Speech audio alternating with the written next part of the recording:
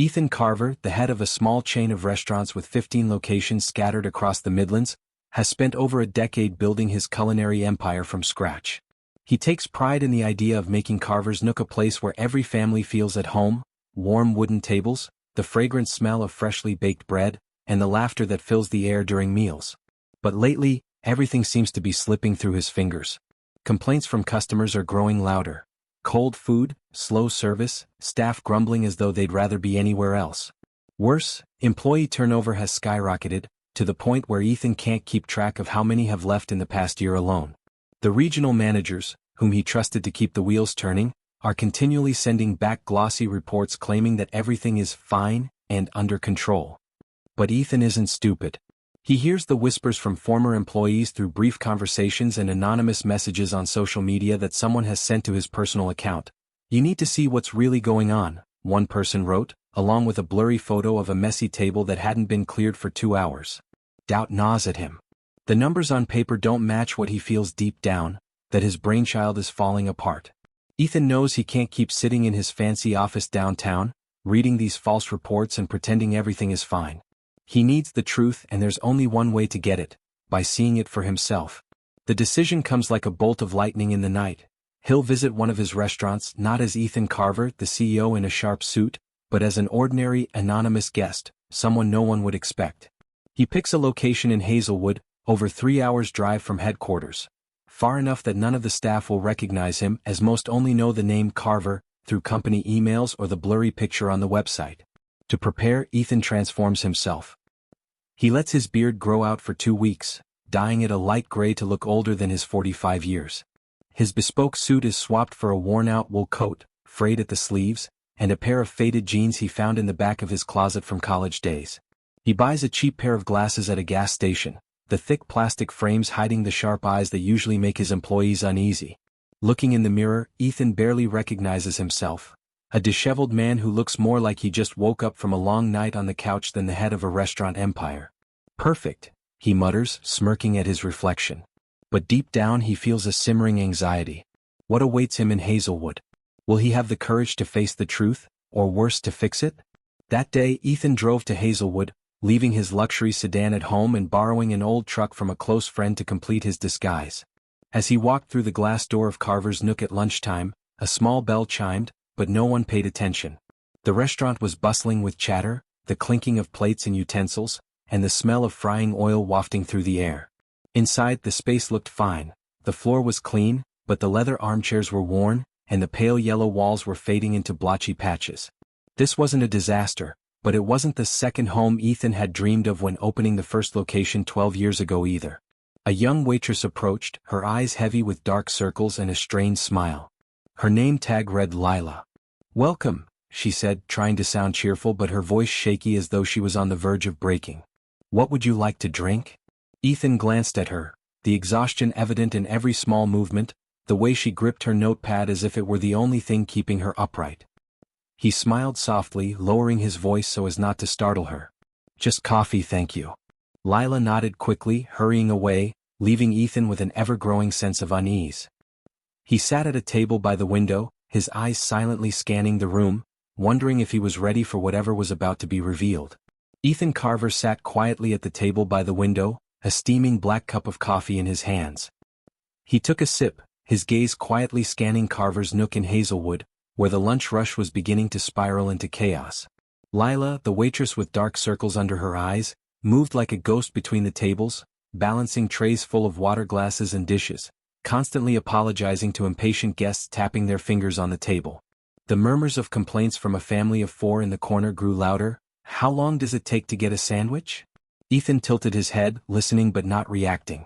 He wanted to observe more, to understand what was turning this place, part of his dream, into a mess. Then the kitchen door burst open and a man stepped out, his bulk heavy like a bull, wearing a grease-stained apron.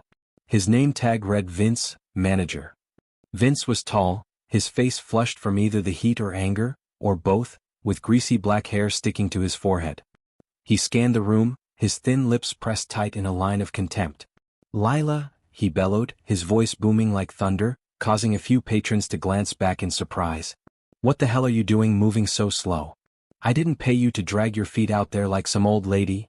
Lila stopped mid-step, her hands trembling, spilling water from a glass on the tray. She mumbled, "I'm trying, Vince, but there are too many tables and—" "Trying? Trying what?" Vince cut her off, stepping toward her, his finger jabbing into her face like a knife. "You think the customers care about your excuses? They want food, not to hear you complain." Ethan furrowed his brow, his grip tightening around the coffee cup, but he remained still, breathing evenly. He realized Vince wasn't just stressed, he was a ticking time bomb ready to explode at anyone who got in his way. The situation quickly escalated when a middle-aged man, wearing a checkered shirt, raised his hand to call Lila from a table near the counter. "Hey, I've been waiting for my fries for over 20 minutes, where are they?" Lila turned to reply, but Vince interrupted, his voice dripping with sarcasm, sharp as a razor blade. "Oh, I'm sorry, sir, I guess you think we're a five-star restaurant with a private service just for you?" The man froze, his face flushing red. "I was just asking, there's no need to." "No need for what?" Vince snapped, stepping up to the table, his eyes gleaming with menace. "You want your fries fast? Here." He snatched the plate of fries from Lila's tray, grabbing a glass of water from the man's table and dumping both straight into the man's lap. The fries scattered across the floor, the cold water soaking through his checkered shirt. Shouts erupted from the table next to them. The man jumped up, water dripping from his chin, yelling, "Are you crazy?" Vince sneered, showing no sign of remorse. "Crazy? No, I'm just giving you what you wanted. Now eat it and stop complaining." The man, trembling with rage, lunged at Vince, but the manager was quicker. With a sudden punch, Vince slammed his fist into the man's face, knocking him backward, blood streaming from his nose. "Don't test me," Vince growled, grabbing the man's collar and pulling him up so close that Ethan could see the sweat beads running down the manager's forehead. "You want to fight? I'll show you what manners really are right now."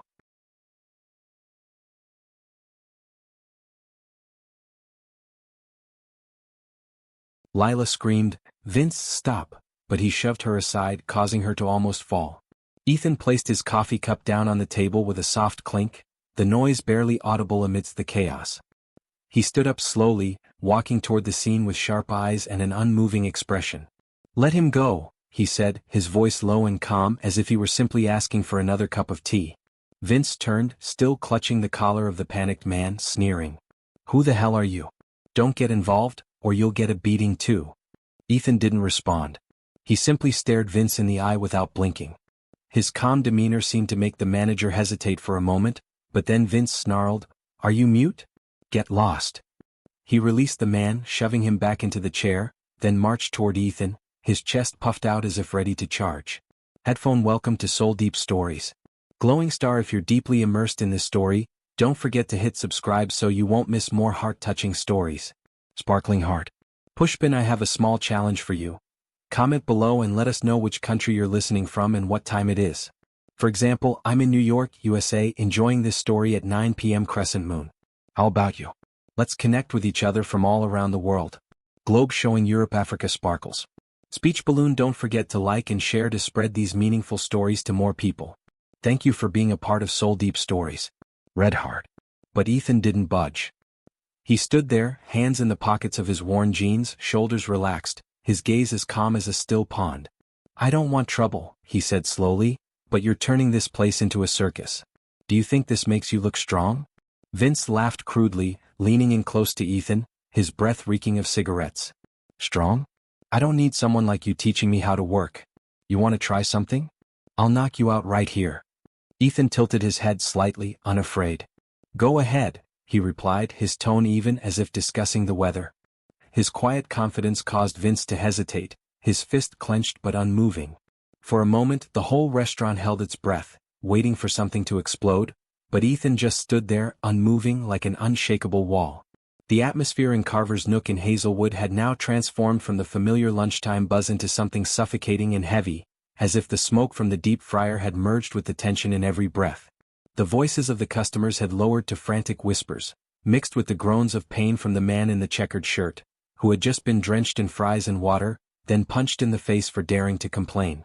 Lila, the waitress with dark circles under her eyes and trembling hands, stood a few steps away, her tray empty, with a few stray fries scattered across the shiny wooden floor.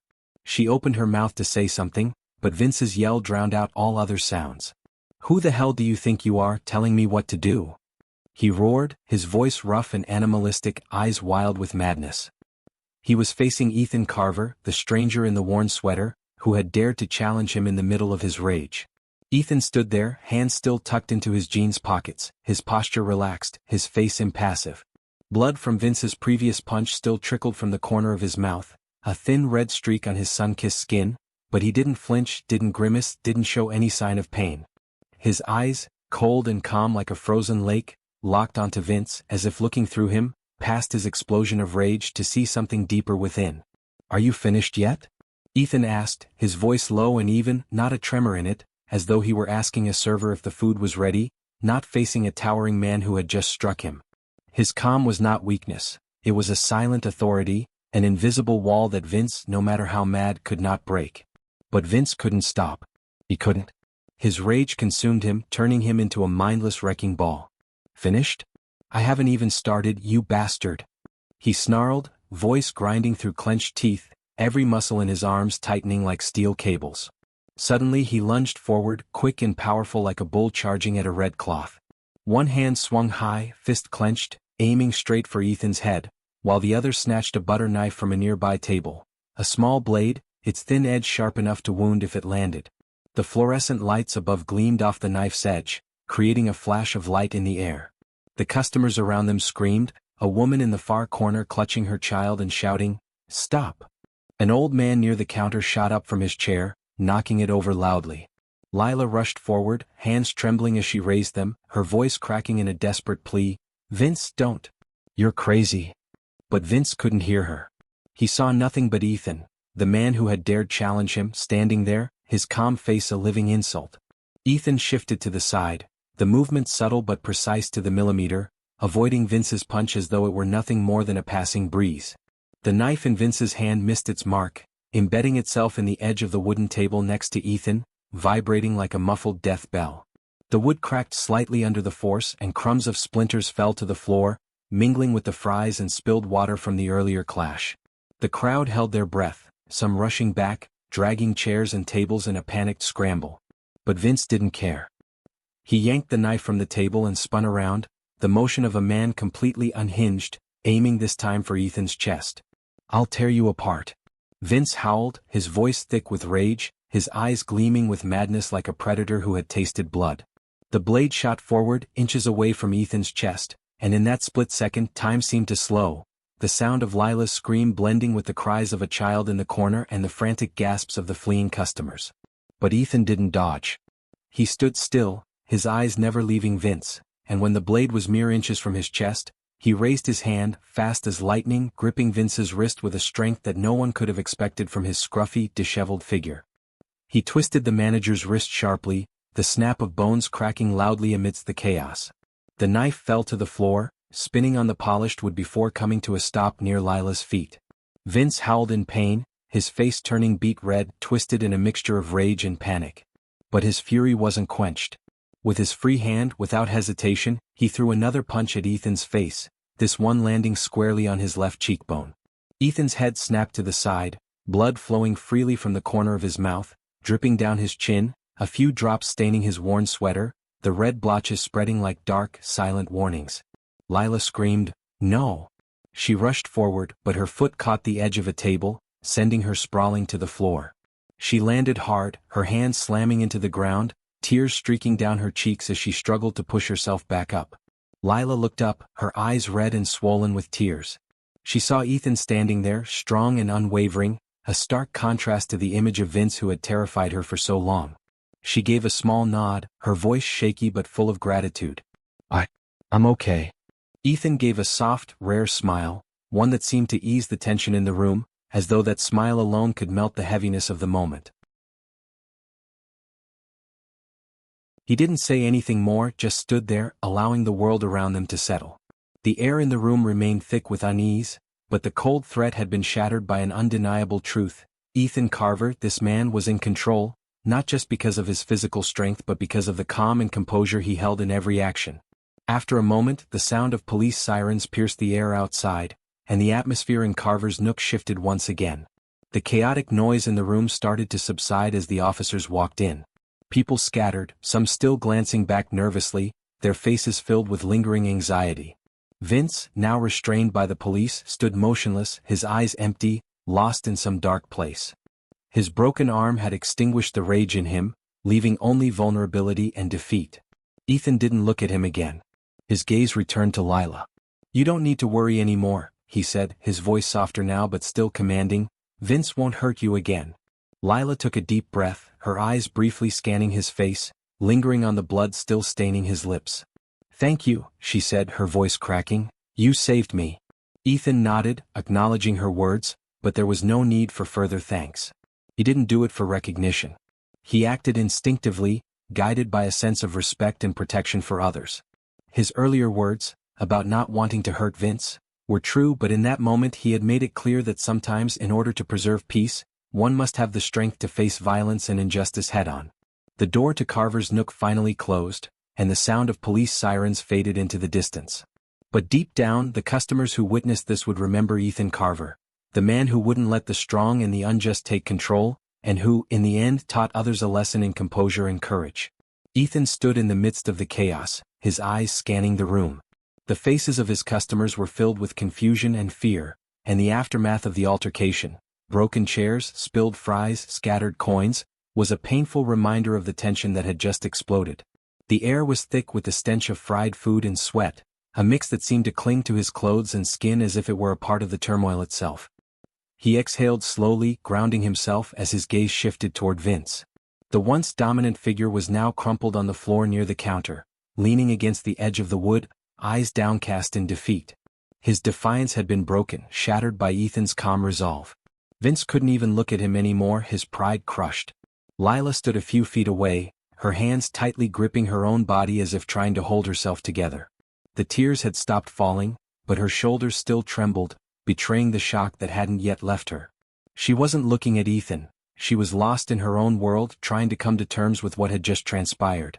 Ethan's gaze softened as it landed on her, but the anger that simmered in his chest had nothing to do with her or anyone else in the room. It was anger at himself.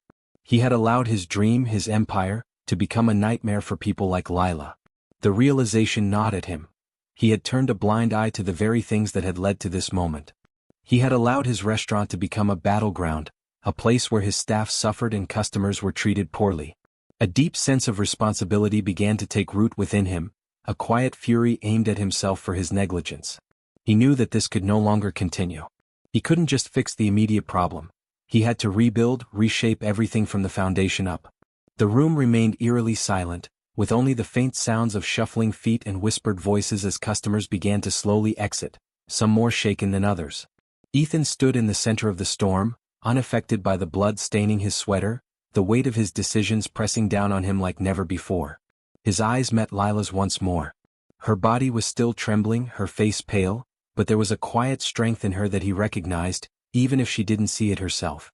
"You should rest for a while," he said gently, his voice firm but soothing. There was no question in his tone, it was an order wrapped in care. Lila hesitated, her lips trembling as if she were about to say something, perhaps to argue, perhaps to thank him. But in the end she only nodded, her shoulders sagging in defeat. Slowly she turned and made her way toward the kitchen, her small form vanishing behind the cracked wooden door. Ethan watched her go, his heart heavy. There was so much work to be done, and it was all on his shoulders now. He could no longer be a passive observer in the game he had helped create. It was time for change. But the silence didn't last. The small bell above the front door jingled, and two men walked in looking rushed and tense. They were both dressed in sharp black suits, a stark contrast to the chaos of the restaurant. The man in front, tall and thin with slicked-back silver hair, was Gerald Hayes, the area manager responsible for Hazelwood and 4 other locations. The shorter, chubbier man with round glasses behind him was Paul Tanner, Gerald's assistant. Gerald scanned the room quickly, his face scrunching up when he saw Vince sitting on the floor, and then his gaze stopped on Ethan, who was still standing there, calm but commanding. "What the hell is going on here?" Gerald demanded, his voice sharp and harsh as if reprimanding a child for spilling milk. Paul stood behind, holding his phone, glancing at the screen as if checking messages. Ethan turned to face Gerald, his eyes cold as ice. "What's going on?" he repeated Gerald's question, his voice low but carrying a dangerous edge. "I'm the one who should be asking that, Gerald. You're the area manager, and yet you don't know how this place turned into a war zone." Gerald froze for a moment, his thin lips pressed tight, but he quickly regained his composure. "I just got a call from an employee saying there was a fight," he replied, his voice calm, though tinged with a hint of disdain.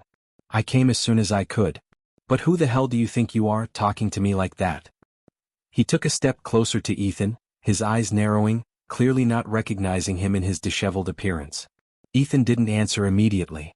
He took a step forward, pulling his wallet from his jeans pocket and flipping it open to reveal a company ID card. A small card with Ethan Carver, CO, printed next to the Carver's Nook logo. He held it up in front of Gerald's face, his voice slow but sharp as a razor. "I'm Ethan Carver," he said, "and I think you owe me an explanation." Gerald blinked, his face paling for a moment, but then he laughed, an awkward, dry laugh. "Ethan? Really? You look like a homeless man who just stumbled out of a dumpster, not a CEO." Paul, standing behind Gerald, froze, his hand trembling slightly as he looked between the two men with wide, panicked eyes. But Ethan didn't laugh. He stepped closer, close enough for Gerald to smell the dried blood at the corner of his mouth. "You think this is a joke?" Ethan asked, his voice dropping low, each word landing like a hammer strike in the air. "I just had to restrain the manager you hired." He pointed at Vince, still sitting motionless on the floor, "because he almost stabbed me with a knife, punched a customer in the face and turned this place into a mess." "Where were you when all this was happening, Gerald?"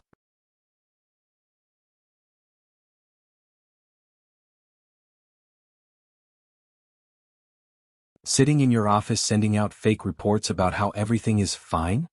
Gerald opened his mouth to argue, but Ethan cut him off. "Don't tell me you didn't know," he said sharply, his tone as cutting as a sword. "Because if you didn't know, then you're an idiot. And if you knew and didn't do anything, then you're worse than Vince." Gerald stepped back, his face turning bright red, his hands clenched into fists. "You can't put all the blame on me," he yelled, his voice breaking with fury. "I manage 5 restaurants, not just this one. I can't be here all the time cleaning up the mess made by idiots like Vince."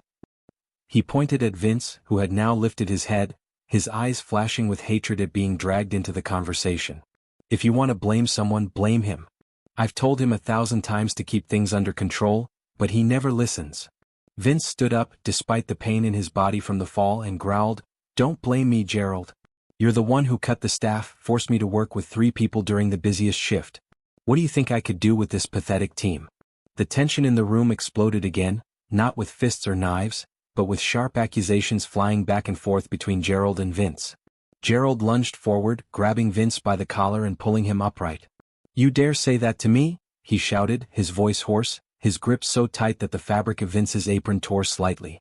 "I'm the one keeping this restaurant from falling apart, and you're the one destroying everything." Vince shoved Gerald away so forcefully that Gerald almost stumbled and shouted back, "You're the one destroying it. You sit in the office counting money, and I'm here struggling with those damn customers and useless staff." The two men collided, fists flying, feet kicking, their grunts of exertion blending with Paul's screams, "Stop. Both of you stop now." Ethan stood, watching the scene in front of him, his eyes narrowing into cold, straight lines. He didn't intervene right away. He wanted to see, to hear, to fully understand just how deep this mess had taken root. But when Gerald swung a fist toward Vince's face, and Vince raised his leg to kick Gerald in the stomach, Ethan moved swiftly and decisively. He grabbed Gerald's shoulder with one hand, pulling him back, while using his other hand to block Vince's kick. Both men froze, panting heavily, their faces red and drenched in sweat. "Enough," Ethan said, his voice low but resonant like thunder. "If you want to fight, take it outside. This is not a boxing ring." Gerald panted, stepping back, his hand running through his hair as he tried to regain his composure. Vince slumped back to the floor, holding his head in his hands, his eyes empty as if he had just lost everything. Ethan turned to Gerald, his gaze sharp as a razor. "You say you can't be here all the time?" he asked coldly. "Then what have you done to make sure people like Vince don't destroy this place? How do you check in? How do you support? Or do you just send reports to keep your seat?" Gerald opened his mouth, but Ethan raised a hand to silence him. "I don't want excuses. I want the truth. And the truth is you've failed. Both of you have failed." Paul, who had been silent until now, finally spoke, his voice trembling. "Mr. Carver, I can explain. We tried. Ethan cut him off, turning toward Paul, his eyes flashing with a rare flare of anger. "What does tried mean when I see staff crying in the kitchen, customers being attacked, And the two heads of this place blaming each other instead of taking responsibility? Paul lowered his head, too afraid to speak any further. His phone slipped from his hand and hit the floor, the screen lighting up with an unsent message: "Things are getting out of control." Ethan took a deep breath, turning to survey the room, the panicked faces of the customers, Lila now back from the kitchen with tear-streaked eyes, and the two men before him, one crumbling, the other desperately holding on to his arrogance despite the cracks showing. He knew this was no longer just a problem with Vince or Gerald. This was a systemic issue, one that he had allowed to fester with negligence and greed. He walked over to the cash register, pulled his phone from the inside pocket of his jacket, and dialed a number. "Marissa," he said when she picked up, his voice low but firm, "cancel all my appointments for the week. And send the legal and HR teams to Hazelwood immediately. We have work to do." He hung up, turned back to look at Gerald and Vince. "You too," he said, his voice as cold as ice. "Get ready to go. You're both fired, effective immediately. HR will handle the paperwork. But before you leave, I want to hear from you. How bad has it really gotten, and what have you been hiding from me?" Gerald froze, his face draining of color, his lips moving but unable to form any words. Vince looked up, his eyes flashing with the last vestige of hatred, but then he lowered his head, silent. Ethan didn't wait for a response. He knew they wouldn't speak the truth, not now. He turned to Lila, standing near the kitchen door, and spoke gently, "Stay with me for a bit. I need to hear from you." Lila nodded, her hands trembling less now, a faint glimmer of hope in her eyes. Ethan scanned the room once more, a new resolve burning inside him. He didn't just want to fix Hazelwood, he wanted to tear down this rotten system piece by piece and rebuild it from the ground up, just as he had once dreamed. A place where everyone, employees and customers alike, felt valued. But he knew the road ahead wouldn't be easy, and what he was about to uncover from Lila and others might be worse than anything he'd seen so far. After the office door slammed shut, the heavy footsteps of Rick slowly faded into the distance, leaving Ethan Carver alone in the suffocating air of Hazelwood. He took a deep breath, the smell of old fryer oil and burnt coffee cutting through his senses, reminding him of everything he had neglected over the years spent behind a desk. His hands trembled slightly, not from anger, but from the weight of responsibility and disappointment in himself. Firing Rick had been easy, almost instinctual. But now, with Lila's and Connor's faces still lingering in his mind, he knew that fixing the cracks in this small empire wasn't going to be as simple as firing one bad manager. Ethan clenched his fists, his eyes hardening with a renewed determination. He wasn't leaving Hazelwood until it became what he had once envisioned, a second home for both employees and customers. As he stepped out of the office, Ethan felt every eye in the restaurant turn toward him. Lila stood by the water station, her hands tightly intertwined as if afraid to face him. Connor quietly wiped a cutting board in the kitchen, his thin shoulders trembling under the harsh fluorescent lights. Customers whispered amongst themselves, some even pulling out their phones, likely texting about the unexpected turn of events. Ethan paid no mind to the gossip. He walked straight to the center of the dining room, his presence commanding attention, and stood between the weathered wooden tables. Without raising his voice too much, but loud enough to break the tense silence, he spoke, "I am Ethan Carver and I own this place. I apologize for everything that you, both customers and staff, have had to endure today. But I promise you all, things will change from this moment forward." There was a collective hush, as if everyone was holding their breath, waiting to see if he truly meant what he said.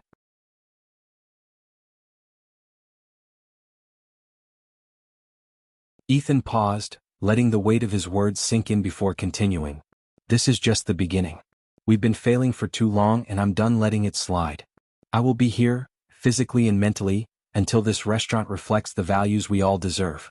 A place where every person here, whether working or dining, is respected and valued." Lila, still standing at the counter, lifted her eyes to meet his. There was a flicker of something in her gaze now, something that hadn't been there before. Ethan gave her a slight nod, signaling her to come closer. Connor, who had been avoiding the attention, started walking toward the back of the kitchen but froze when Ethan glanced in his direction. "This isn't just about the staff or the management," Ethan continued, his tone turning more personal. "It's about all of us. We've all contributed to this mess in one way or another. But now we're going to fix it together." Lila hesitated but then nodded.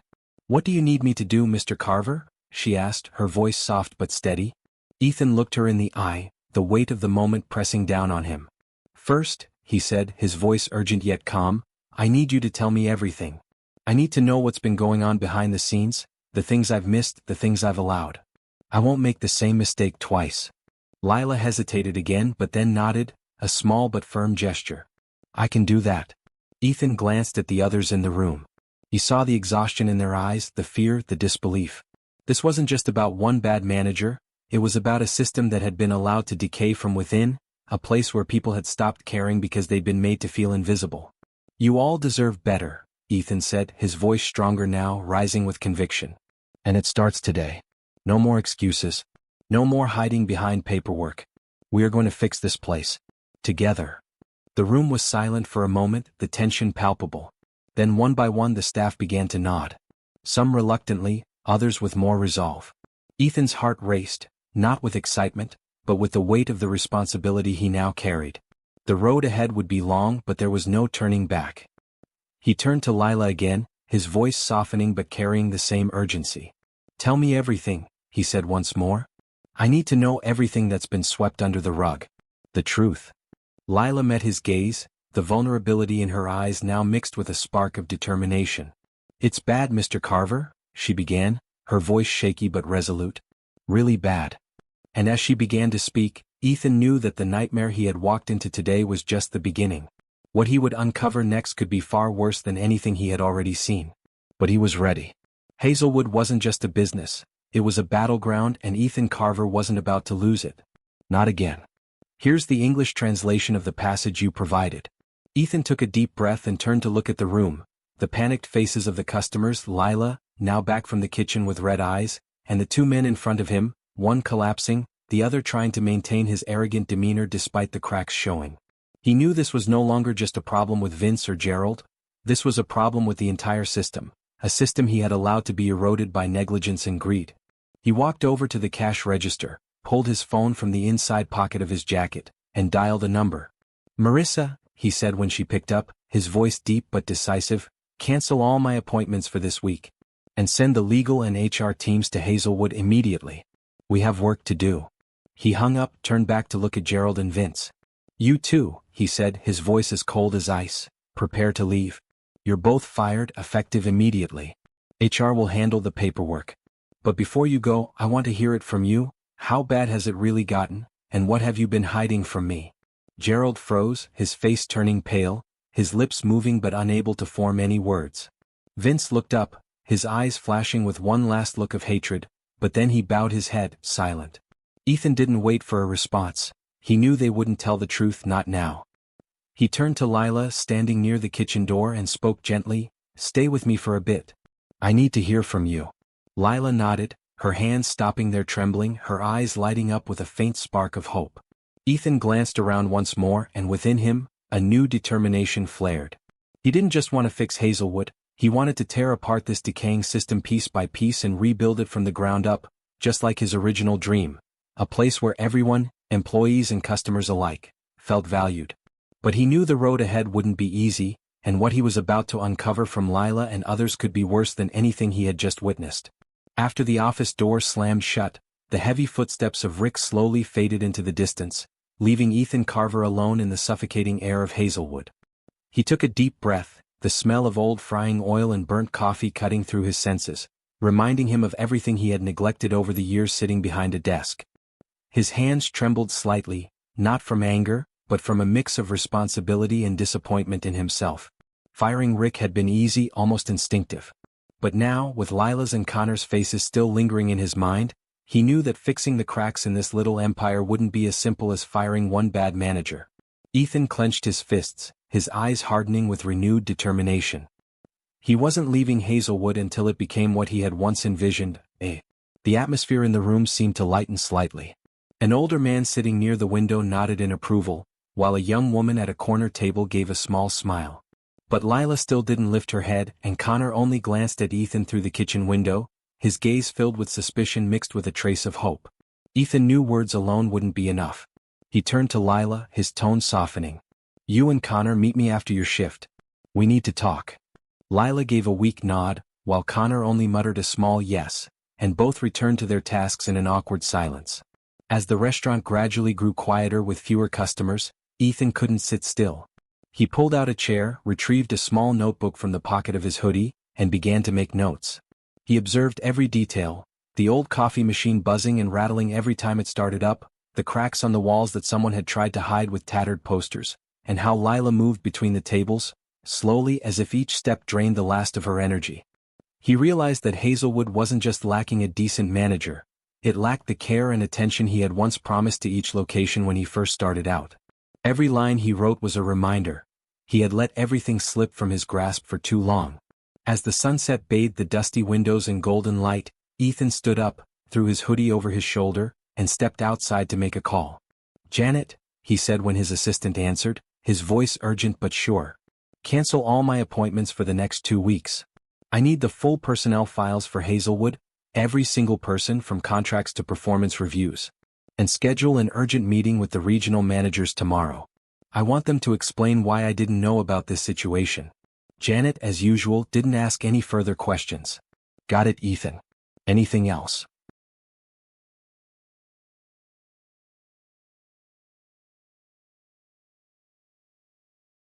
He glanced back at the restaurant through the fogged glass, his eyes lingering on Lila as she cleared a table. "Yes," he replied, his voice lowering, "prepare a list of candidates for a new manager. I need the best one, not just someone who's good at the job but someone who knows how to treat people." That night Ethan didn't go home. He rented a small room a few blocks away from Hazelwood, where the smell of old wood and the hum of insects outside reminded him of the early days of his startup, when he would clean tables and brew coffee for customers himself. Sitting on the hard bed, he opened his laptop and sifted through the emails Janet had sent, a mountain of documents about Hazelwood's staff. Lila's file showed she'd been working there for nearly 9 months, never taking a day off except for 2 serious illnesses, and always receiving praise from customers through feedback forms, but had never received a raise. Connor, meanwhile, had only been there for 3 months, but had volunteered to stay late twice to help his co-workers. Ethan drummed his fingers on the table, a wave of guilt washing over him. These people had kept Hazelwood alive, and yet he, the one in charge, hadn't even known. The next morning Ethan returned to the restaurant just as the first rays of dawn broke.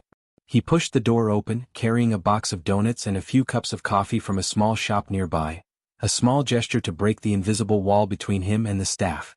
Lila was already there, slowly wiping down the counter, her eyes red as though she had been crying. Connor stood in the kitchen, chopping onions with an almost complete focus. "Good morning," Ethan said, placing the box of donuts on the counter. "I brought some breakfast for everyone. Take a break."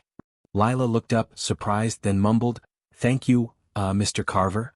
Connor stepped out, wiping his hands on his apron, eyeing Ethan cautiously. "You're really the big boss? I thought yesterday was just a joke." Ethan chuckled lightly and sat down in a nearby chair. "There are no jokes here. I'm real and I'm here to fix things." He pushed the box of donuts toward them. "Eat, then we'll talk." Lila bit her lip, hesitated, but eventually took a donut, biting a small piece as if afraid of doing something wrong. Connor, on the other hand, was more comfortable, chewing loudly and nodding in thanks. Ethan watched them, feeling like he was facing 2 crucial pieces of Hazelwood, people he couldn't afford to lose. The meeting after the shift took place in a quiet corner of the restaurant, with the streetlights replacing the sunlight outside. Ethan sat across from Lila and Connor, his voice low but warm. "I owe you both an apology. I've allowed Hazelwood to fall into this state without even knowing. You've worked hard to keep this place from falling apart, and I truly appreciate that." Lila bowed her head, fiddling with a napkin on the table while Connor shrugged. "I just did what was necessary. But honestly, if it wasn't for Lila, this place would have been gone a long time ago." Lila looked up, her eyes sparkling. "Don't say that, Connor. You helped me a lot too." Ethan nodded, remembering every word. "I don't just want to thank you with words," he continued. "I'm going to change everything here. First, I'm looking for a new manager. Someone who knows how to lead without making you feel like you're in hell. Second, I'm going to strengthen the staff. No one is going to work 6-hour shifts without a break anymore. And third," he paused, looking straight at them, "Connor, I want you to be the assistant manager. You have leadership instincts even if you don't realize it. And Lila, I'm going to raise your salary, plus a bonus for all you've done to keep customers coming back." Both of them were stunned. Lila covered her mouth, tears rolling down her cheeks. You're serious?" Connor gaped. "Me? Assistant manager? But I've never done anything major." Ethan smiled. "You stood up for your co-workers, Connor. That's the biggest thing I need in a leader. And Lila, you're the soul of this place. I won't let you be treated like you were before. The atmosphere in the corner of the restaurant suddenly grew warm, as if a beam of light had pierced through the dark of Hazelwood. But that peace didn't last. Just as Ethan was about to leave, the door to the restaurant swung open, and a tall man in a light gray suit walked in. His hair was neatly styled, but his eyes were sharp like knives. Ethan Carver, his voice rang out, dry and challenging. I hear you fired Rick, the one I personally recommended. What do you think you're doing? Ethan turned, immediately recognizing the man. Victor Hensley, one of his longest-serving regional managers, in charge of the entire northern region, including Hazelwood. The atmosphere in the restaurant grew heavy again. Lila stepped back behind the counter, while Connor stood frozen, gripping the edge of the table. Ethan took a deep breath and walked toward Victor. I'm doing what you should have done a long time ago, Victor, he replied, his voice calm but sharp. Hazelwood is a mess and you know it. But you chose to send me fraudulent reports instead of fixing it. Victor scoffed, folding his arms. Rick was effective. You fired him over some petty complaints? This is business, Ethan, not a daycare. Ethan clenched his fists, rage flaring in his chest. Effective. He snapped. Employees crying in the kitchen, customers walking out, and you call that effective? Have you forgotten that I built this place not just to make money, but to create a decent place, for both the employees and the customers? How long have you been hiding this from me, Victor? Victor sneered, his eyes darkening. I do what's necessary to keep things running. You sit in your office all day, how could you understand the pressure here? If you want to destroy Hazelwood yourself, go ahead. But don't expect me to stand by and watch. The climax erupted when Victor turned to leave, but Ethan blocked his path. You're not going anywhere, Ethan said, his voice deepening into a warning. I've asked Janet to compile files on every employee at Hazelwood, and I will check every report you've sent. If I find out you've been covering anything up, Victor, you won't just lose Hazelwood, you'll lose everything. Victor stood still, his eyes narrowing, but he didn't respond. The silence between them was as heavy as lead, only broken by Lila's quick, shaky breath from behind the counter. Finally Victor spoke, his voice low and cold. You're making a mistake, Ethan. But I'll let you see the consequences for yourself. He walked out of the restaurant, leaving a cold breeze to sweep in through the open door. Ethan stood there, his breath heavy, feeling like he had just stepped out of a battle. He turned around and saw Lila and Connor staring at him with wide eyes. Who is he? Lila whispered, her voice trembling. Ethan sighed and sat down in a chair. Someone who used to be my right hand. But I guess I placed my trust in the wrong person. That night Ethan didn't sleep. He sat in his apartment, opened his laptop, and began reviewing every report Victor had sent over the last 2 years. The numbers were manipulated, complaints were ignored, and there were brief notes about internal handling without any details. Ethan realized that Victor wasn't just hiding issues at Hazelwood. He had done the same at least at 3 other locations. Ethan tapped his fingers on the table, his anger mixed with determination. He picked up the phone and called Janet again. Find me an independent investigative team, he said, his voice as firm as steel. I want a full audit of the entire system, no branch left unchecked. And get the paperwork ready to terminate Victor Hensley's contract. He's done. The next day Ethan returned to Hazelwood with a clear plan. He met with Lila and Connor before the morning shift, informing them that a temporary manager would arrive later that day, and he would stay to oversee things until the new person got settled. I don't just want to fix Hazelwood, he said, his eyes shining.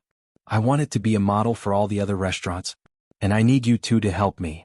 Lila smiled for the first time in days, a real smile, while Connor nodded. I'll do my best, Mr. Carver. In the following days Ethan worked tirelessly. He personally interviewed management candidates, selecting a woman named Sarah, who had managed a small restaurant with a calm yet effective leadership style. He approved the hiring of 4 new staff members for Hazelwood, ensuring that no one would have to work too hard. He even called in a repair team to replace the old coffee machine and repaint the faded walls. Customers began to notice the changes. Faster service, livelier staff, and the atmosphere in the restaurant slowly turned warmer, like a true home. One afternoon, while Ethan was reviewing the books in his office, Lila knocked on the door and entered. Mr. Carver, she said, her voice hesitant but more confident than before, I just want to say thank you. Not just for the salary or the job, but because you made me feel important. Ethan looked up, warmth spreading in his chest. You've always been important, Lila, he replied. I just regret not realizing it sooner. When Ethan left Hazelwood at the end of the second week, the restaurant had completely transformed. More customers, laughter filled the air from both staff and patrons, and Lila's eyes were no longer tired. Ethan walked to his car, glancing back at the restaurant through the rearview mirror, and smiled. This was just the beginning. With Victor soon to be ousted and a thorough investigation waiting ahead, he knew there was much more to do. But this time he would not let anyone, whether employee or customer, be forgotten again.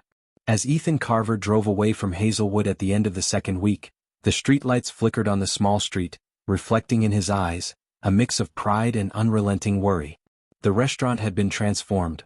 Fresh painted walls, the sound of laughter replacing complaints, and Lila and Connor walking with more confidence. But inside Ethan, a smoldering fire still burned, not because of Hazelwood, but because of what he had just uncovered in Victor Hensley's reports. The falsified numbers, the suppressed complaints, and signs of widespread corruption not only at Hazelwood but also at least 3 other locations in his chain of 13 restaurants. Ethan gripped the steering wheel tightly, his breath quickening as the car sped through the dark streets of the town. He knew that fixing Hazelwood was only the first step. A bigger battle was ahead, and it wasn't going to be easy. The next morning, back at the company office, Ethan wasted no time in taking action. He walked into the meeting room where the area managers had been summoned, with the demeanor of someone preparing for battle. The faded hoodie had been swapped for a dark gray suit, but his eyes were still as sharp as when he had faced Victor at Hazelwood.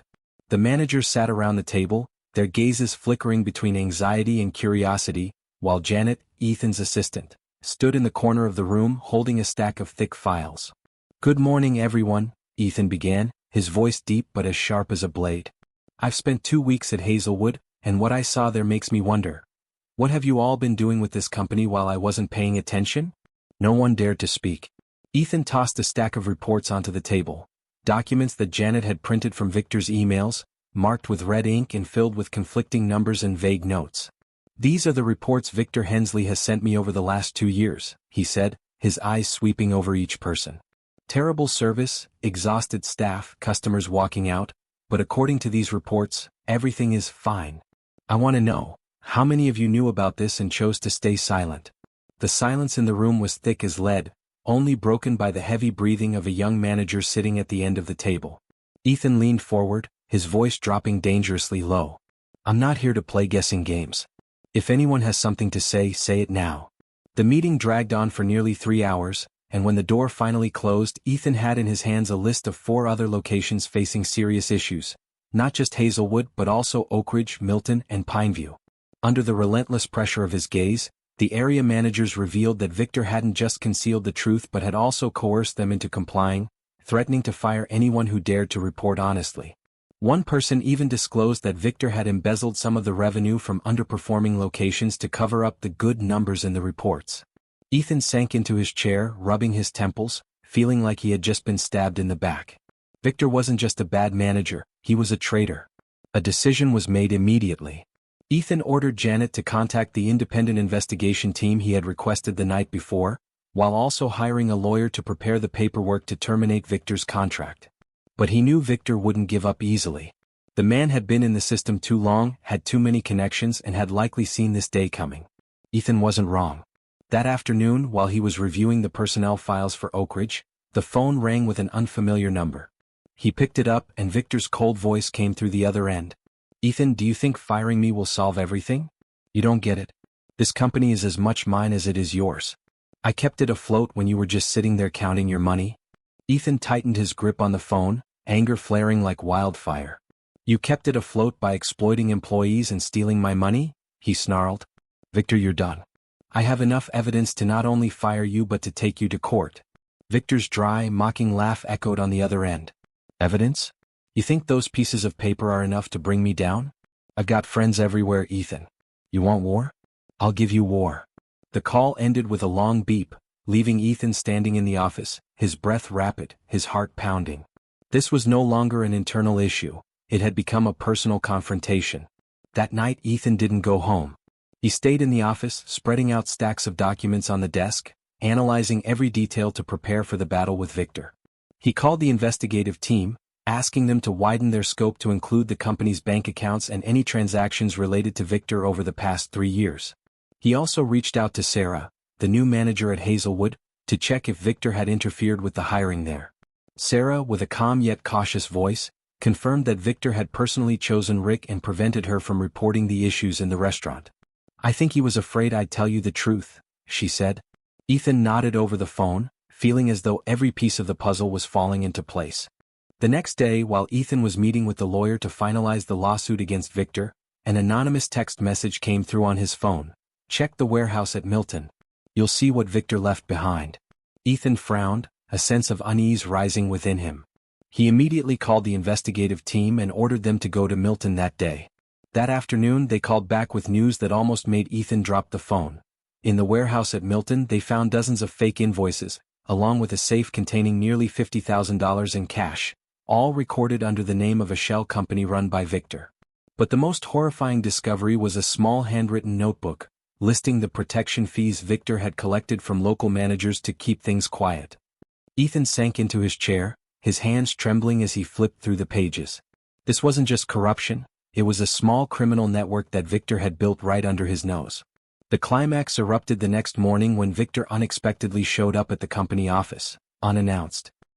He walked in with an air of confidence, holding a sleek black briefcase, followed by two unfamiliar men in suits, one of whom had a faded tattoo visible under his sleeve. Ethan stood up, his gaze locking onto Victor. "What are you doing here?" he asked, his voice as cold as ice.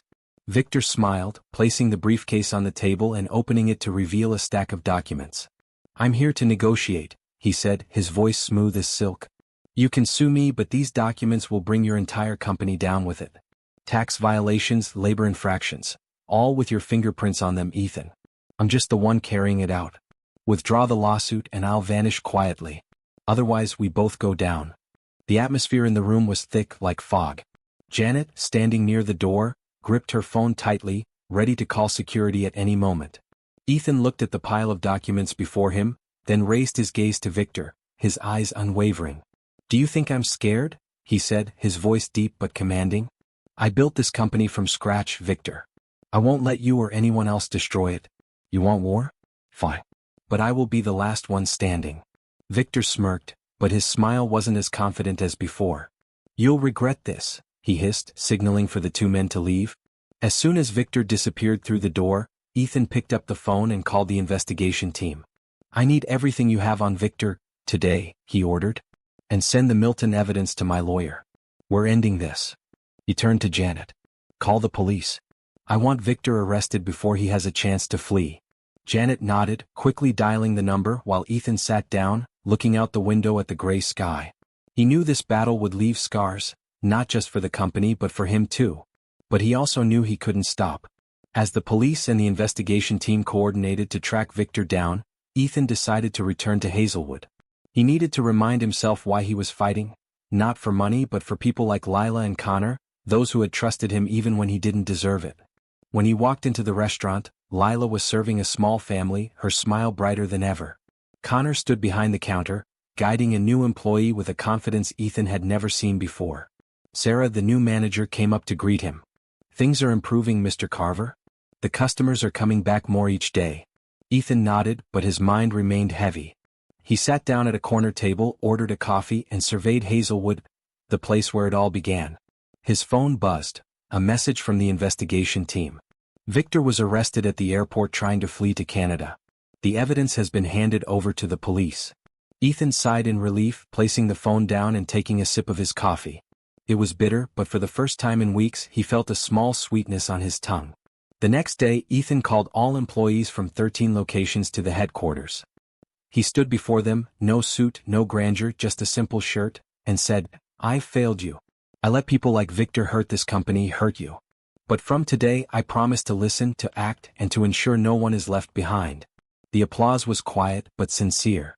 Lila and Connor stood at the front, their eyes shining with newfound trust. When the meeting ended, Ethan stepped outside, the cold wind blowing through his graying hair. He looked up at the sky, now clearer than before, and smiled. Hazelwood was the first flame, but now his whole chain of restaurants would ignite, not to burn it all down but to be reborn. As the first rays of the new day filtered through the sparse trees at Hazelwood, Ethan Carver stood at the restaurant's door, holding a cup of cold coffee from the night before. The news of Victor Hensley's arrest at the airport while attempting to flee to Canada had spread throughout the company like wildfire, both liberating and leaving cracks that were yet to heal. Ethan took a deep breath, the smell of damp wood and toasted bread from inside the restaurant mingling in the air, bringing a fleeting sense of peace. But he knew that his victory over Victor wasn't the end. The forged documents, the embezzled money, and the protection fees network Victor had left behind were just the tip of the iceberg. Ethan tightened his grip on the coffee cup, his gaze darkening as he thought of what still lurked in the shadows of the empire he once believed was solid. He stepped into the restaurant where Lila was gently wiping down a table, and Connor, now officially the assistant manager, was checking the ingredient list with a new employee. Sarah, the new manager, stood behind the counter, smiling as she greeted Ethan. "It was really busy last night, Mr. Carver," she said, her voice full of excitement. "They said they've never seen Hazelwood this warm before." Ethan nodded, but his smile didn't reach his eyes. "Good job, Sarah," he replied, his voice low. "But I need you and Connor to be extra vigilant. If you notice anything unusual, anyone asking weird questions or acting strange, let me know immediately." Sarah furrowed her brow, while Connor looked up from his notebook. "What do you mean? Isn't everything done with Victor now?" Ethan shook his head and sat down in a nearby chair. "Victor didn't act alone," he said, his voice low but heavy. "He has friends everywhere. That's what he told me before he was arrested. I don't think he was just making empty threats." Lila stopped wiping the table, her eyes scanning Ethan with a hint of concern. "You think someone else will cause trouble?" she asked, her voice trembling slightly. Ethan looked at her, trying to remain calm. "I'm not sure, Lila. But I won't let anyone here be in danger. Keep working as usual, but keep an eye out for anything unusual." The atmosphere in the restaurant suddenly grew heavy, as if an invisible cloud had passed through. Ethan left Hazelwood shortly afterward, driving back to headquarters with a troubled mind. He had assigned the investigation team and lawyers to keep digging into what Victor had left behind, but the sense of unease gnawed at him. When he arrived at the office, Janet greeted him with a new stack of documents in hand. "This is the preliminary report from Milton," she said cautiously. "They found some more encrypted emails in the safe, not from Victor, but from a user with the alias Shadow. It looks like Victor was just the middleman." Ethan took the documents and quickly flipped through them. His heart raced as he read a passage. "Keep Hazelwood quiet. If Carver gets involved, deal with him." He looked up at Janet. "Deal with him? What the hell is this?" Without waiting for an answer, Ethan immediately called the investigation team. "I need you to decrypt these emails, now," he ordered, his voice urgent. "Find out who Shadow is and what they want from Hazelwood." The head of the team, a woman named Claire with a dry voice, responded, "We're working on it, Mr. Carver. But these emails are very sophisticated. It might take a few days." Ethan clenched his fist. "I don't have a few days. If anyone is targeting my employees, I need to know now." Claire sighed through the phone. "We'll speed up the process. But you should prepare yourself. This might be much bigger than Victor." That night Ethan didn't sleep. He stayed at the office, spreading documents across the desk, trying to piece together the fragmented information. The payments from Milton led to an offshore bank account, but there were no specific names. Victor's notebook mentioned a shipment sent to Pineview every month, but the contents were unclear. And the phrase "handle it cleanly" from the email kept repeating in his mind, like a warning he couldn't ignore. At 3 a.m., his phone vibrated with a call from an unknown number. Ethan picked up, his voice tense. "Who is this?" A low, distorted voice came through, filtered by sound masking. "Carver, you should stop. Hazelwood isn't worth losing everything over." Before Ethan could respond, the call was abruptly cut off. His breath quickened, a mix of anger and fear. This was no longer just an internal corruption case. This was a real threat. Ethan immediately called Claire and recounted the call. "We'll trace that number," she said, her tone more serious than ever. "But you need to protect yourself, and Hazelwood." Ethan nodded, though Claire couldn't see him. "I'm going back right now," he said, standing up to grab his coat. He didn't know who Shadow was, but he wasn't going to let anyone harm those who had trusted him. When Ethan arrived at Hazelwood at dawn, the diner had just opened. Lila and Connor were preparing for the morning shift, but the atmosphere in the restaurant felt different. Sarah approached, her face pale. "Mr. Carver, something happened. A strange man came here last night after you left. He didn't eat anything, just sat in the corner, staring at Lila for an hour. When I asked him what he wanted, he just smiled and left." Ethan felt the blood freeze in his veins. "What did he look like?" he asked, his voice urgent. Sarah described him. Tall, short black hair, wearing a leather jacket with a small scar on his left cheek. Ethan took note of every detail, his hand trembling slightly. Do you have any footage or photos from the cameras? Sarah nodded, leading him to the office to watch the video footage. On the screen, the man appeared exactly as Sarah had described. He sat still, his cold gaze scanning Lila every time she moved between the tables. When he left a small piece of paper under a glass of water. The camera didn't capture the content. Ethan turned to Sarah. Where's the piece of paper? Sarah shook her head.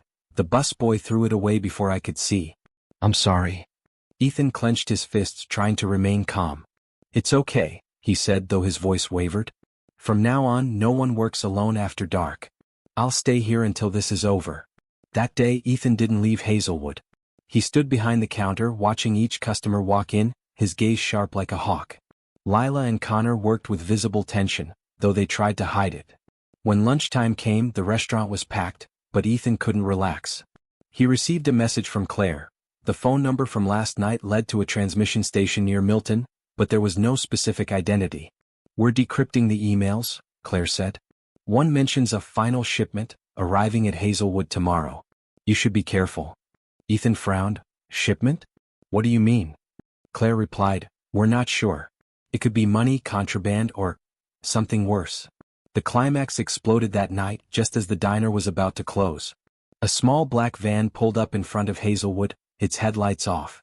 Ethan, who had been checking the books in his office, heard the engine and immediately ran out. Lila and Connor were cleaning up, while Sarah stood near the door, her hands shaking as she saw two men step out of the van. One of them was the black-haired man from the video, the scar on his cheek visible under the streetlight. The other man was taller, wearing a gray coat, holding a small wooden box. Ethan stepped forward, blocking their way. Who are you? What do you want here? The black-haired man sneered, his voice low. Just delivering something, Carver. Victor told us to bring this. He raised the box, but his cold gaze made it clear that this wasn't a normal delivery. Ethan tightened his grip on his fists. Victor's in prison. Who are you working for? The taller man stepped forward, his voice distorted, exactly like the one from the phone call.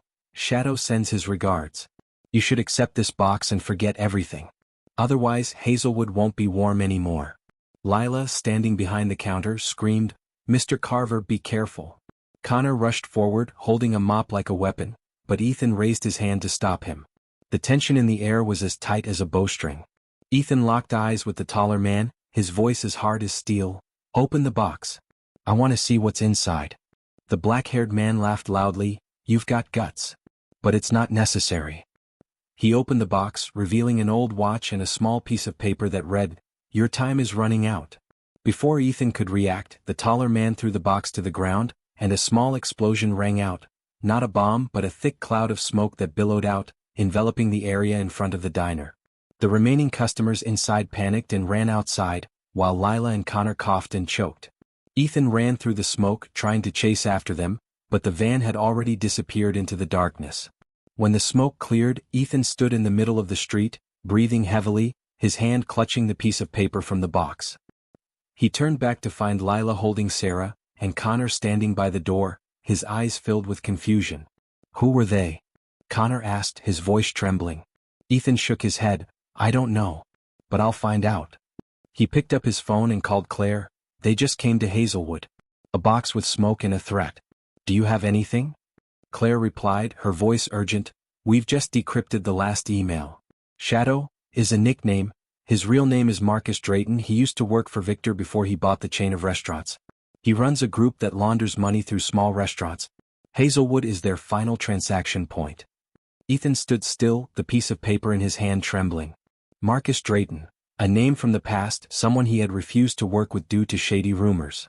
Now he was back, not for personal revenge, but to protect a criminal network, of which Victor was only a small part. Ethan turned back into the diner and looked at Lila, Connor, and Sarah. From now on, we're not just keeping Hazelwood running. We're protecting it. I won't let them win. That night, Ethan called the police to Hazelwood, had new cameras installed, and hired security to guard the place 24/7. He stayed at the diner, sleeping on a couch in the office, his hand resting on the phone, waiting for news from Claire. When dawn arrived, he received the final call. Marcus was spotted in Pineview. The police have him surrounded. He won't escape. Ethan sighed in relief, standing up to look out the window. Hazelwood still stood there, bathed in the new sunlight, and he knew, no matter how brutal this battle had been, he had regained what mattered most. Not just the business but the people in it. The morning light poured through the newly installed windows of Hazelwood, casting a warm glow over Ethan Carver's face as he stood in the middle of the diner, still holding the crumpled piece of paper from the smoke-filled box the night before. The news that Marcus Drayton had been surrounded by the police in Pineview had come like a cool breeze in the middle of a storm, but Ethan didn't feel at ease. His eyes, red from a night spent awake on the office couch, scanned every corner of the diner, from Lila, who was rearranging the chairs, tired but resilient, to Connor, checking the locks with a newfound caution, and Sarah standing behind the counter, her eyes reflecting a wordless resolve. Hazelwood had survived the harrowing night, but Ethan knew that the price of survival was a scar deeper than he'd imagined. Marcus might have been caught, but the darkness he left behind had not yet dissipated. Ethan placed the piece of paper on the table, the words, "Your time is running out," like a burning curse in his mind. He took a deep breath, trying to shake off the chill running down his spine, and stepped outside to call Claire, the head of the investigation team. "He's been caught," he said, his voice hoarse from lack of sleep. "But I need to know if there's anyone else. Marcus couldn't have done all of this alone." Claire replied, her voice tenser than usual, "We're interrogating him, but Mr. Carver, there's something wrong. Marcus isn't afraid, he laughed when they cuffed him like he knows something we don't. And we just found another email from Shadow, sent after he was arrested." Ethan felt his heart tighten. "After he was arrested?" he repeated, his voice shaking. "What do you mean?"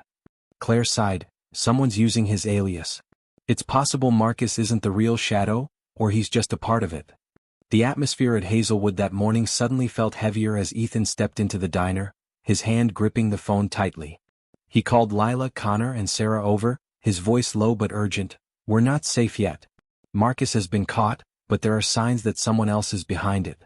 I need you all to recall anything unusual from the past few weeks, anything, even the smallest details." Lila bit her lip, her eyes flickering as she searched her memory. "There was one time," she said, her voice hesitant, "about 2 weeks ago, a strange delivery man came here. He didn't say anything, just left an unlabeled box and left. I thought it was kitchen supplies, but when we opened it, it was just paper scraps.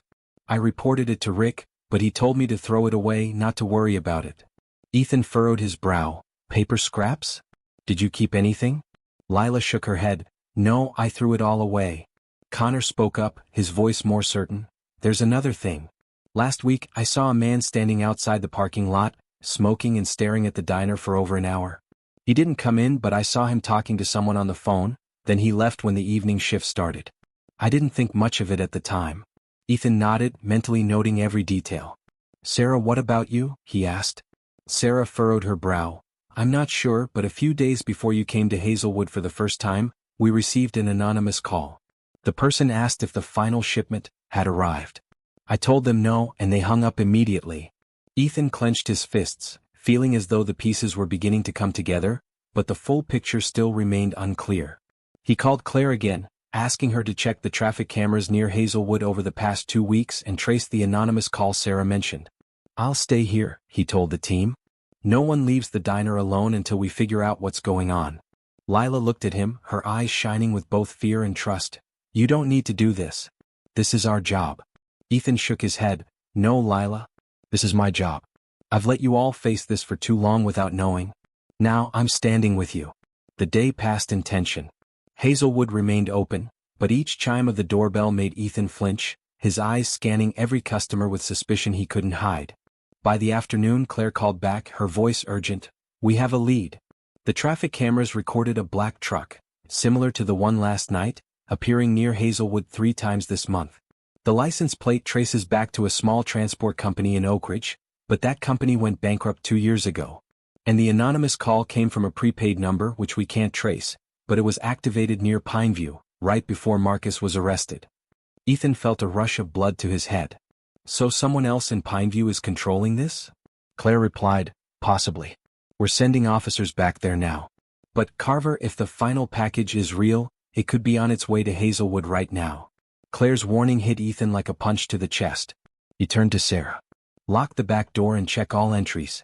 Connor, Get the security guard from last night to come immediately. Lila, stay close to me. The team moved quickly, the air thick with anxiety. As the sun began to set, another truck, not black but silver, pulled up a few meters from Hazelwood.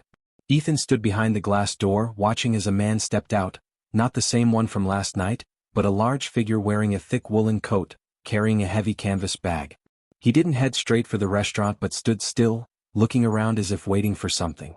Ethan gestured for Connor to call the police, but before Connor could dial, a loud crash came from behind the restaurant, the sound of glass shattering. Lila screamed, pointing toward the kitchen. Someone's in there. Ethan rushed out back, his heart pounding, only to find the back door smashed open, and a dark figure sprinting across the parking lot, carrying a bag identical to the one the man outside had. They've split up. Sarah yelled, gripping her phone tightly. Ethan rushed back to the front, where the woolen-coated man was already at the door, banging loudly on the glass. Open up, Carver. We know you're in there. His voice was low and menacing, echoing through the thick glass. The climax exploded as Ethan faced the man through the door. What do you want? He roared, gripping a wooden rod that Connor had handed him. The man smirked, raising the canvas bag. The final package. You take it or we burn this place to the ground.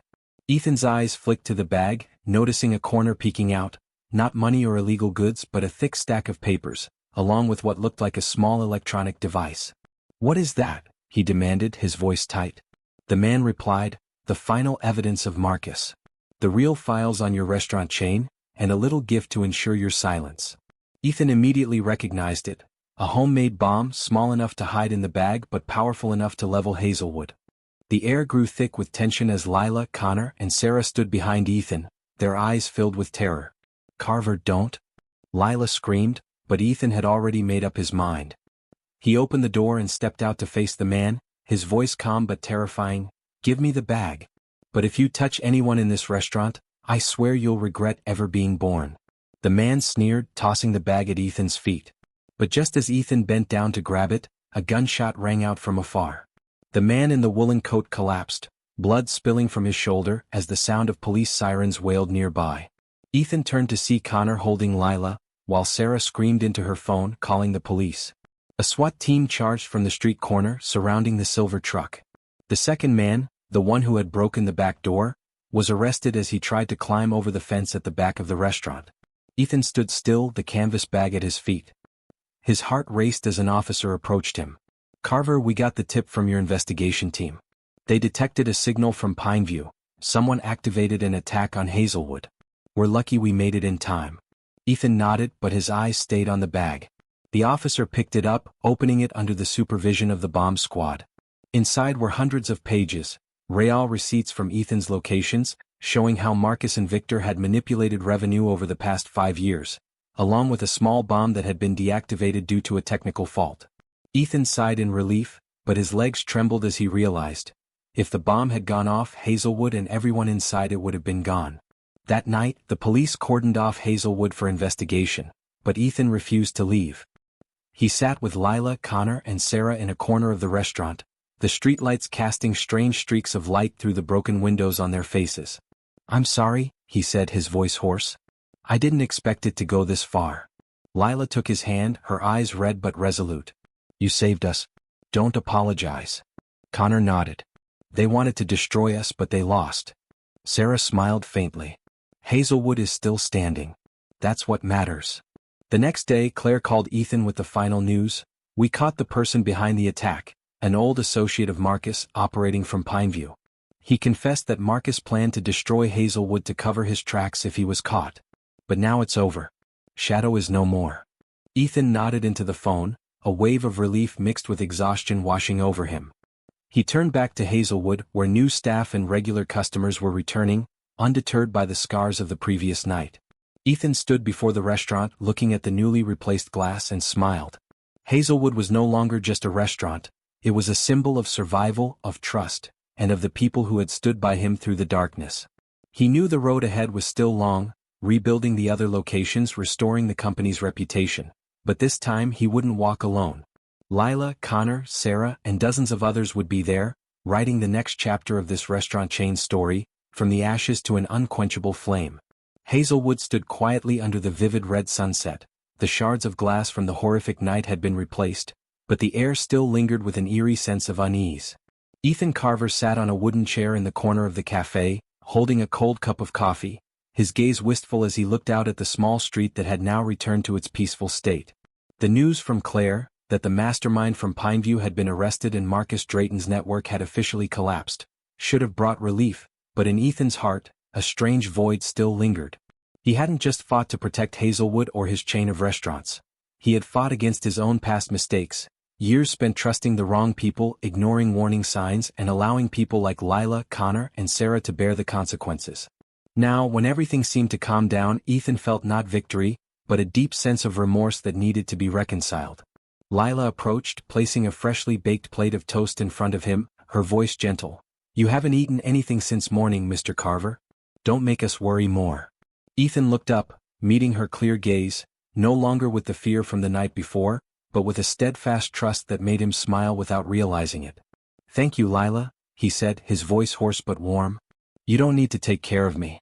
After everything that's happened, I'm the one who should be taking care of you all." Connor, standing near the counter, chimed in with a half-smile. "You've done enough. If it weren't for you, this place would be nothing but ashes." Sarah nodded from behind, adding, "Hazelwood is our home and you've kept it intact. Don't blame yourself anymore." But Ethan couldn't shake the feeling. He stood up, walked out of the cafe, the cold wind blowing through his graying hair, carrying the scent of damp earth and the rustling sound of leaves. He looked up at the darkening sky, and in that moment an old memory flooded back. His first encounter with Marcus Drayton more than 10 years ago, when he had just bought the chain of restaurants from a bankrupt owner. Marcus was a food supplier then, with a friendly smile and promises of low prices. Ethan had refused to work with him due to rumors of shady supply sources, but he never imagined that his decision would plant the seed for a grudge that would last until today. "I should have done something," he muttered, gripping the railing outside the cafe.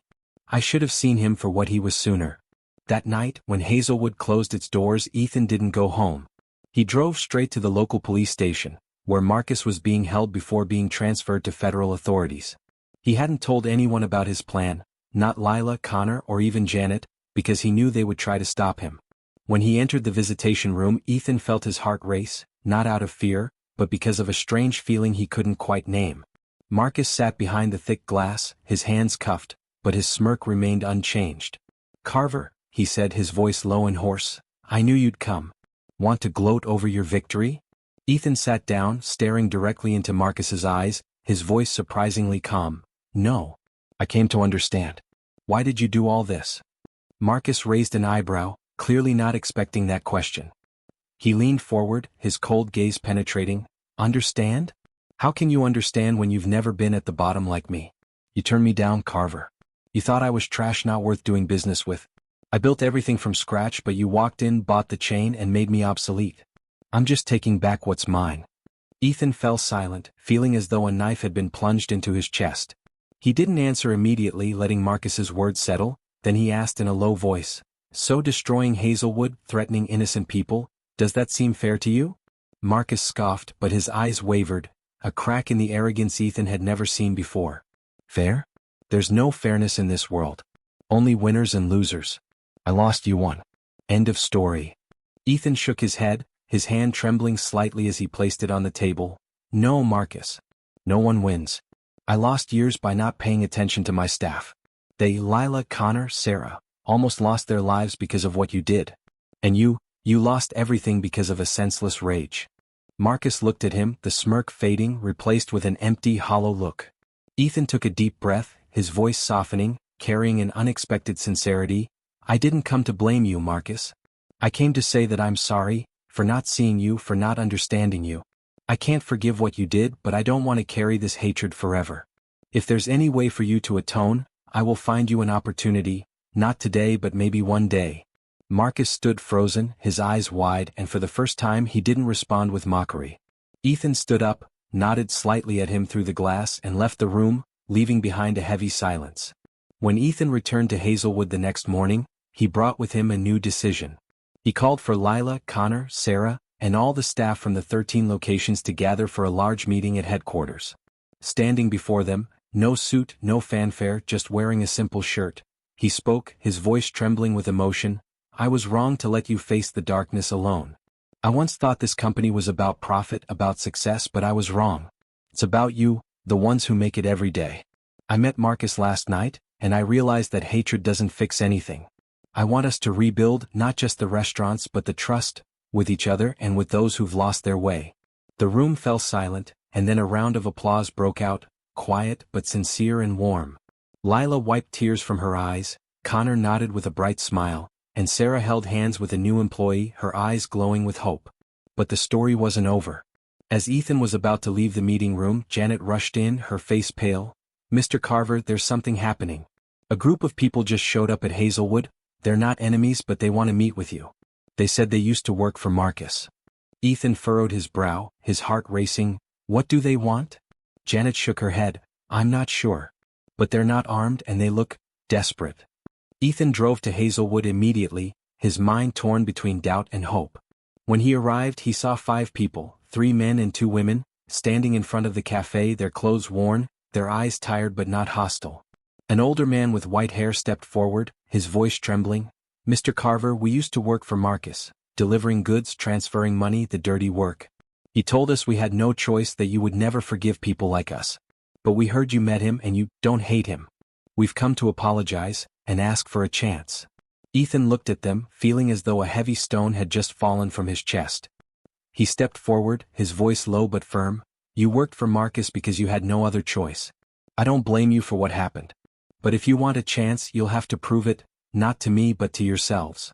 The elderly man nodded, tears running down his cheek. "We will, Mr. Carver. We swear." Ethan turned to Lila, Connor, and Sarah, who were standing behind the glass door, and asked, "What do you think? Can we give them a chance?" Lila smiled, her voice gentle. "If you believe in them, then I do too." Connor shrugged. "If they want to make up for their mistakes, let them try." Sarah nodded. "Hazelwood is a place for new beginnings. Why not?" The climax didn't explode with gunshots or smoke and fire, but with a quiet yet powerful moment. Ethan opened the door to the cafe, inviting the 5 people in, and for the first time in many months, Hazelwood was not just a place that served food, it was a true home, a place where wounds could heal. He assigned Sarah to guide them in basic tasks, cleaning, helping in the kitchen, as their first trial. As he watched them begin working, Ethan felt a strange peace wash over him. He couldn't erase the past, but he could change the future, not just for himself but for those who had once lost their way like Marcus and his crew. In the days that followed, Hazelwood became the center of renewal. Customers returned not just for the food, but for the story of compassion that spread through every whisper in town. Ethan spent time there not to control but to listen. Listening to Lila talk about her dream of opening a small bakery, hearing Connor talk about his plans to study management, and listening to those who once worked for Marcus share their stories. One afternoon when the cafe was packed, the elderly man, named Henry, approached Ethan holding a freshly baked loaf of bread. "This is the first thing I've made, not for money or fear." "Thank you, Mr. Carver." Ethan took a bite and smiled. "It's delicious, Henry. Keep it up." But the story wasn't entirely finished. One night, as Ethan was checking the books in the Hazelwood office, his phone buzzed with a call from the federal prison. A staff member's voice rang out. "Mr. Carver, Marcus Drayton wants to speak with you. He doesn't have much time. His health is rapidly deteriorating." Ethan was silent for a moment before replying, "All right, I'll come." The next day, Ethan returned to the visitation room, facing Marcus one last time. He had visibly lost weight, his eyes dull, but he still tried to smile. "You can't leave me, right?"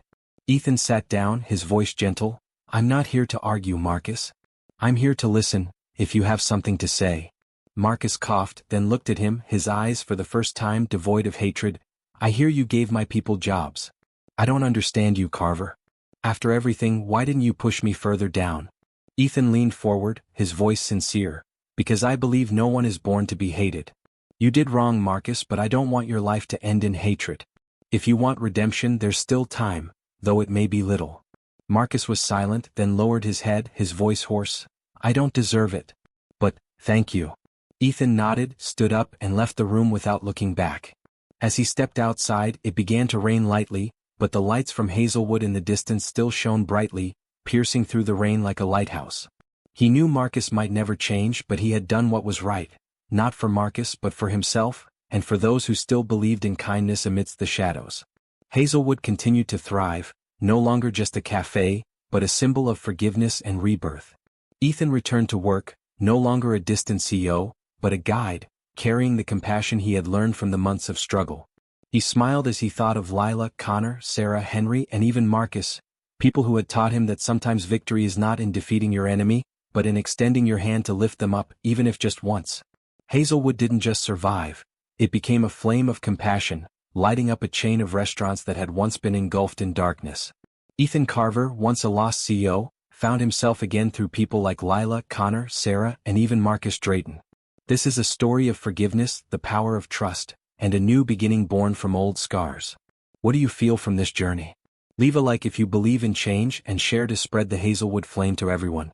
Together we can build homes, not just in stories but in real life.